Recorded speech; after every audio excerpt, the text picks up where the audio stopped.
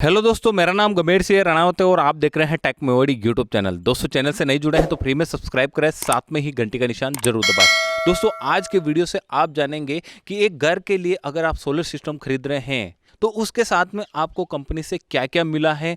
अगर आप अपग्रेड खरीद रहे हैं तो उसमें आपको क्या मिलता है, अगर आप ऑनग्रेड खरीद रहे हैं तो उसमें आपको क्या मिलता है। मैं यहाँ पर सारे कंपोनेंट के बारे में बताऊंगा। इससे पहले अपन बात कर लेते हैं कि अगर आप सोलर सिस्टम खरीदने के लिए सोच रहे हैं, आप कई सारी कंपनियों को विजिट कर चुके हैं, कई जगह पर सर्च कर चुके हैं, लोकल डीलर डिस्ट्रीब्यूटर सबको छान लिए हैं, लेकिन आपको यह समझ में नहीं आया है कि सोलर सिस्टम कौन सा लगाना है।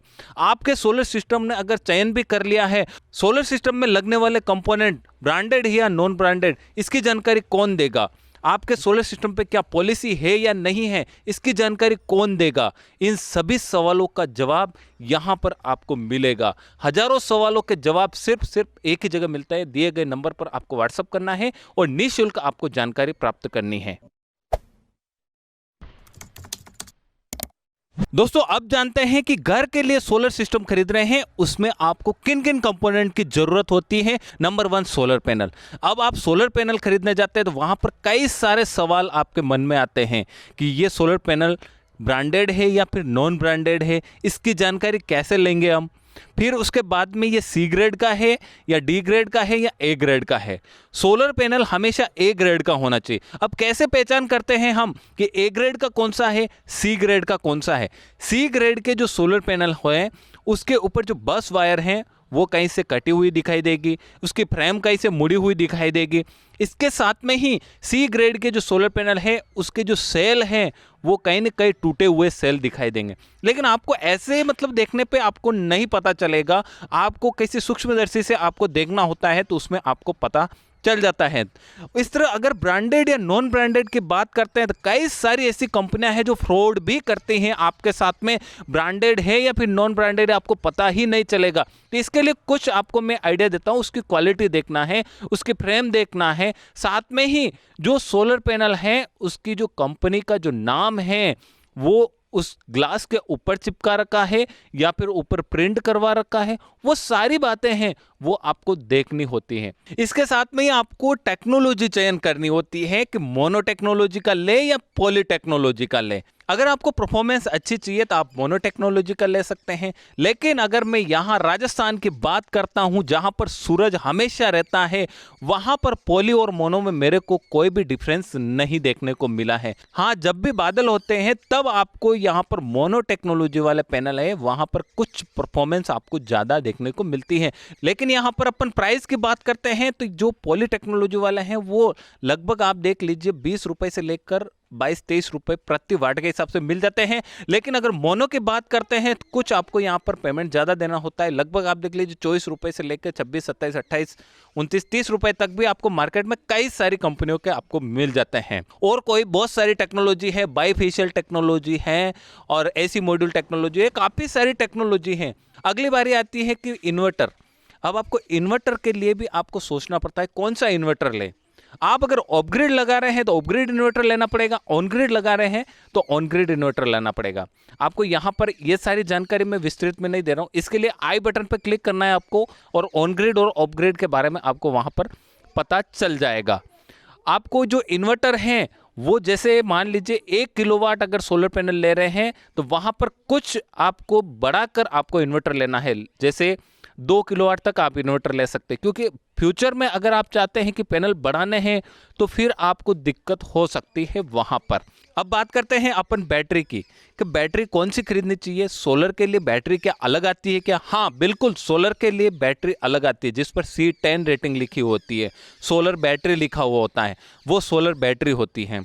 आप यहाँ पर जैसे ऑनग्रिड लगा रहे तो वहाँ पर तो कोई बैटरी की जरूरत होती नहीं है। लेकिन जहाँ पर बिजली की कटौती काफ़ी ज़्यादा होती है या फिर बिजली है ही नहीं है, वहाँ पर अपग्रेड सिस्टम लगता है और वहाँ पर जो बैटरी लगती है वो C10 रेटिंग में सोलर बैटरी लगाई जाती है। Next, solar structure.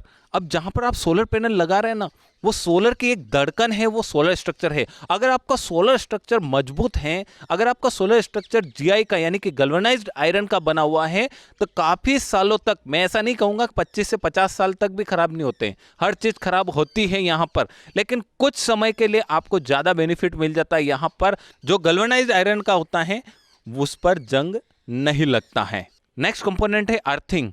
जब भी आप सोलर सिस्टम लगा रहे हैं, चाहे आप 1 किलोवाट लगा रहे हैं, चाहे आप 10 किलोवाट लगा रहे हैं, आपको अर्थिंग करना बहुत ही जरूरी होता है। यहाँ पर 2 अर्थिंग होते हैं, एक डीसी अर्थिंग होता है और एक एसी अर्थिंग होता है। अर्थिंग होना बहुत ही जरूरी है। अगर आपको अर्थिंग कैसे करना है इसका अगर पता नहीं है तो आई बटन पर क्लिक करें आप, वहां पर आपको वीडियो मिल जाएगा, वहां से भी आप सीख सकते हैं। अर्थिंग भी आपको 2 तरह के मिलते हैं यहाँ पर, एक आता है जीआई पाइप वाला और दूसरा आता है कॉपर रोड वाला। आप इसमें कोई सा भी चयन कर सकते, कोई दिक्कत नहीं है। नेक्स्ट कंपोनेंट है तड़ित चालक, जिसको अपन इंग्लिश में बोलते हैं लाइटिंग अरेस्टर।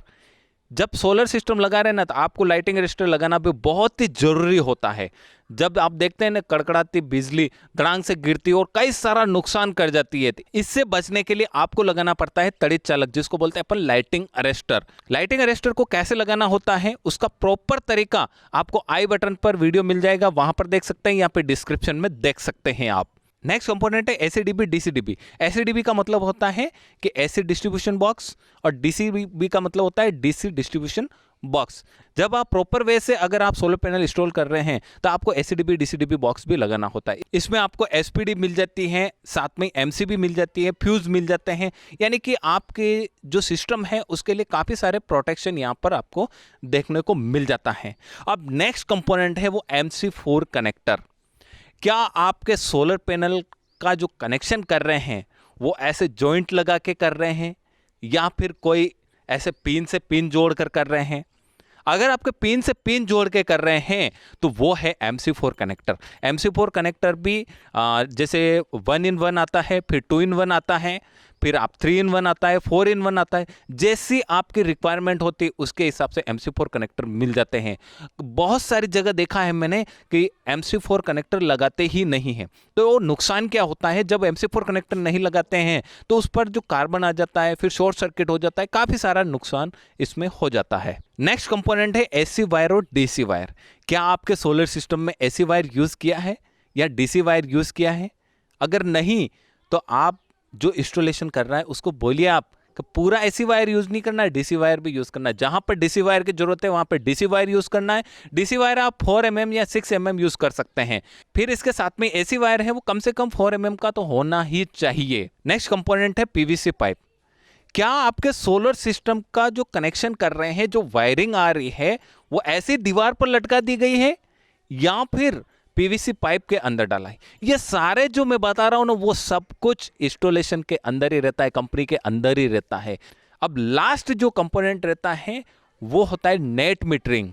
जहां पर ऑफ ग्रिड सिस्टम लग रहा है वहां पर नेट मीटरिंग की जरूरत नहीं होती है, लेकिन जहां पर ऑन ग्रिड सिस्टम लग रहा है वहां पर हमेशा नेट मीटरिंग की जरूरत होती है।